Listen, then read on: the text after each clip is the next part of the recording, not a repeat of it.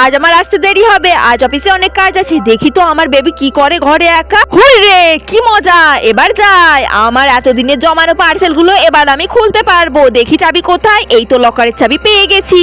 এবার আমার পার্সেল খোলা থেকে কেউ আটকাতে পারবে না। লা লা লা লা লা, আমার পার্সেল কোথা গেলি? এই তো আমার কত পার্সেল, কি মজা কি মজা। হ্যাঁ, বেবি এখানে কি করতে এসেছে? কই দেখি তো চুপি চুপি। ওয়াও, পার্সেল খোলার দিন চলেই এলো ফাইনালি। এবার আমি এক এক করে খুলি। হ্যাঁ, দেখি তো বেবি কি করছে। এ কি?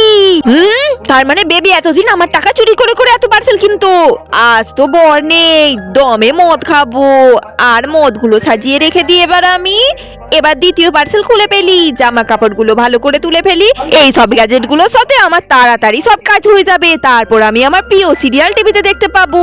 তাড়াতাড়ি এবার আমি কাজগুলো ভালো করে সেরে ফেলি। একটু টাইম থাকলে পার্টিতেও চলে যাব।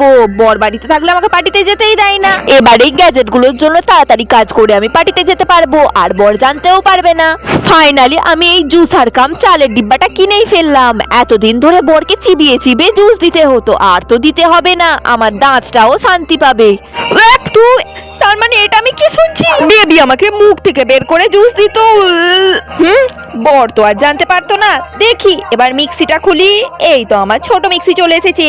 লঙ্কা গুঁড়ো গুলো ভালো করে থেতো করে নি। এই তো আমার লঙ্কা গুঁড়ো রেডি। এবার যদি আমি বর কিছু বলতে আসে, তাহলে লঙ্কা গুঁড়ো চা বরকে করে দেবো। হ্যাঁ, এই সব আমি বেবির মুখ থেকে কি শুনছি? ভাগ্যিস আজ আমি ঘরে ছিলাম, না হলে তো আমি জানতেই পারতাম না এত কিছু। এই তো আমার প্রিয় সিরিয়াল স্টার্ট হয়ে গেছে বন্ধুরা। এবার আমি ঝপ এর সাহায্যে রুটিগুলো করে ফেলি আর প্রিয় সিরিয়াল দেখতে থাকি।